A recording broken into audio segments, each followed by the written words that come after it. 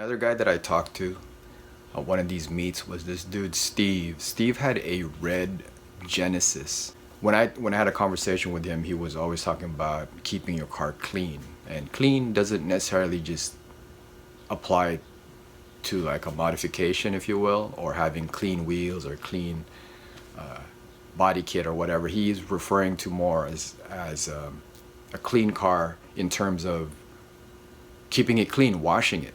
He wasn't too keen on a lot of the body kits or the add-ons that some tuners were starting to get back into again. His main thing was more about just keeping the car clean.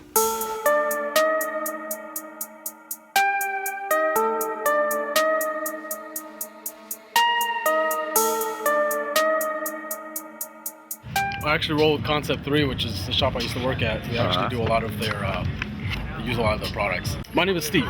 Steve. Yeah. Okay, and what is your car? A 2010 Hyundai Genesis Coupe Track Edition. Okay.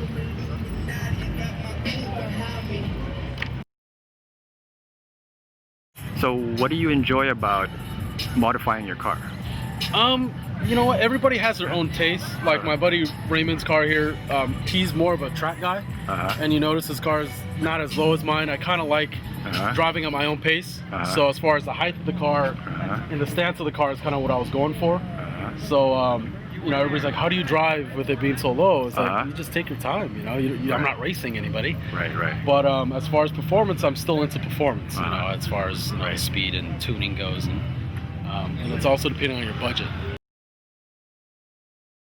Do you prefer looks over performance? You know what? I kind of like the 50-50 thing. You know, that's why a lot of people say my car looks really clean. I'm not super into as far as looks, but I like to just get the clean line down and then work on the engine afterward. Okay. So as far as cleanliness of the car, is kind of what I usually aim for. But I get a lot of compliments just being clean, not cluttered with, you know, a bunch of carbon fiber and all that stuff. It just looks clean. But surprising enough, I haven't been too hassled by cops being just clean looking. What do you consider a clean car to look like? You know what?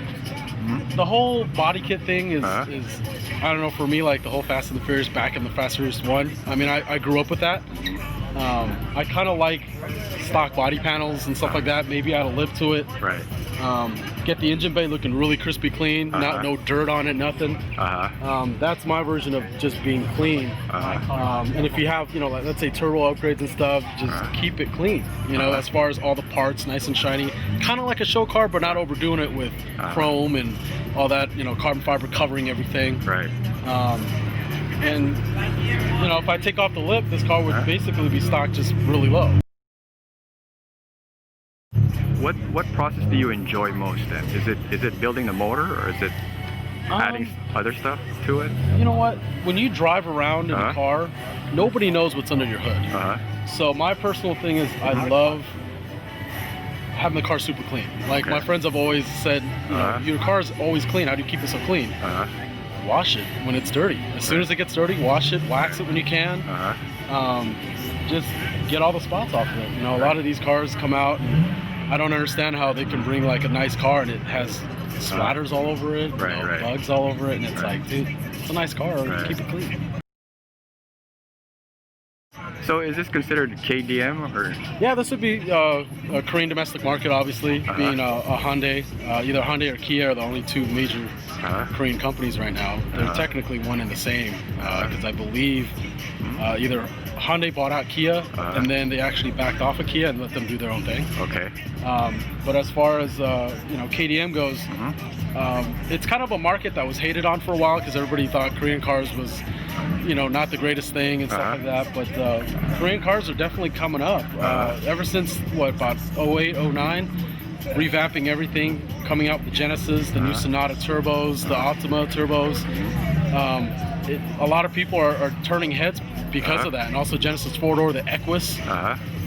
You just don't get that quality car for what they're selling for, you know. And I'm sure they're going to build up a name eventually in the next, you know, 5-10 years, and they'll be at where Lexus is at, where Infinity's at, you know. So why did you choose a Korean-made car?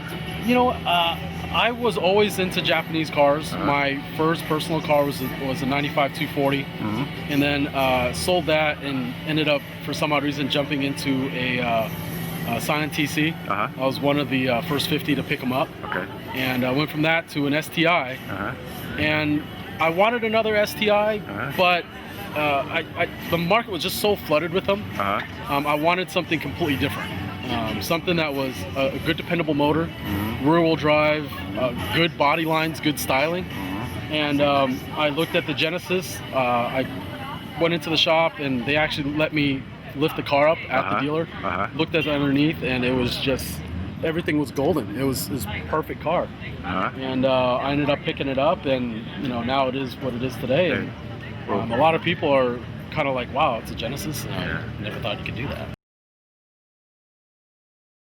Do you consider yourself a tuner?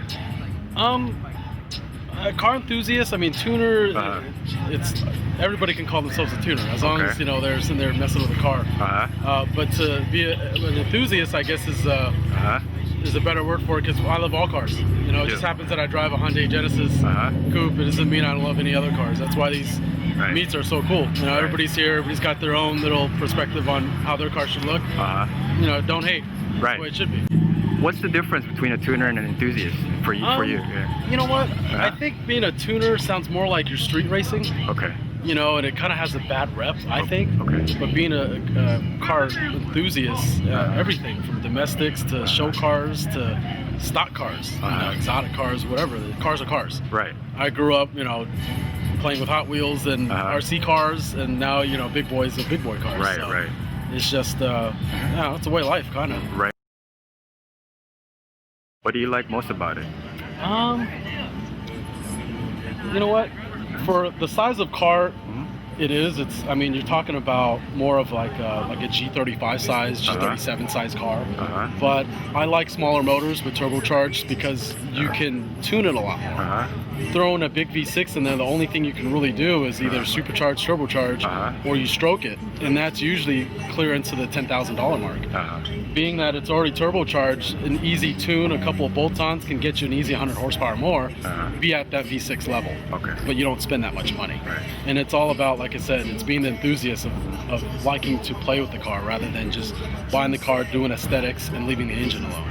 You know, you kind of want to play with everything. But other than that, it's just a love I've always had, just playing with cars. So what do you enjoy most about the tuner scene? You know, a lot of these, like, this is actually one of the better car shows and meets that I've been to, where I mean, we probably had at least, what, 200 cars here today? And not only that, everybody was cool with each other. There was no, you know, crap talking. And it just, everybody got along. And every kind of car that you see out here, from Toyotas to Hondas to, you know, Hyundais now, and exotic cars are here. It's just, we just mesh so well, you know. A lot of these smaller meets that, you know, like Krispy Kreme meets and stuff like that, cops come in, bust everything, and it's not fun. You know, this is actually a lot of fun because everybody's getting along. Vendors are out here supporting it. We got true race cars out here doing it. You know, why not? You know, it's a good day, good time, great weather. Southern California, can't get any better than this.